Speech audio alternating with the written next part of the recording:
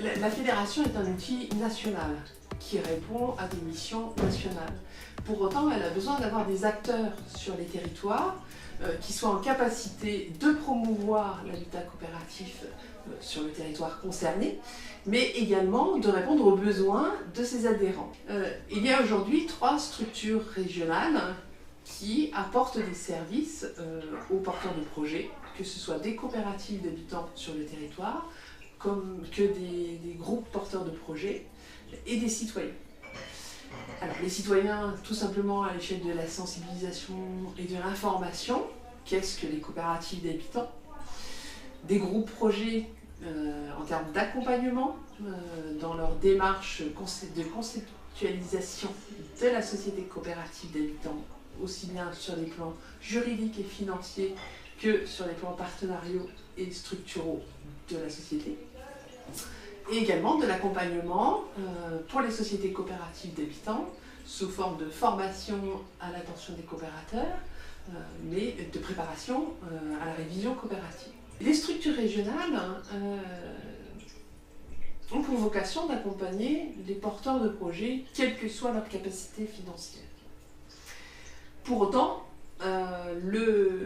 l'apport, l'accompagnement en lui-même, je dirais, qui est nécessaire, donc les compétences qui sont apportées aux porteurs de projets, nécessitent du temps et donc des moyens financiers.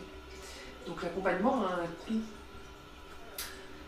Donc comment résoudre cette équation entre des porteurs de projets qui ont des capacités pas nécessairement très importantes et un coût qui reste, lui, de fait existant, étant donné qu'on ne souhaite pas s'adresser uniquement à des personnes qui ont des revenus élevés. L'idée a été de dire il faut qu'il y ait un outil qui porte le coût de cet accompagnement, pas intégralement, parce que ça semble important que les groupes qui s'investissent également financièrement, mais à hauteur des moyens financiers qu'ils ont, et que la structure qui, elle, apporte cet accompagnement ne soit pas mise en péril par le nombre de projets qu'elle va accompagner et qui ont peu de moyens.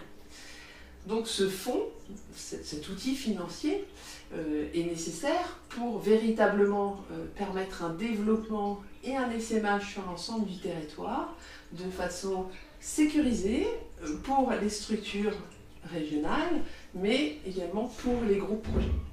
Pour créer ce fonds, puisqu'on a travaillé sur un développement à l'ensemble du territoire français, il est nécessaire aujourd'hui d'apporter 800 000 € au national. Et donc actuellement, nous travaillons avec différents partenaires, des mutuelles, des banques coopératives, mais également des investisseurs, pour que ce fonds soit créé et que cet essaimage puisse se réaliser.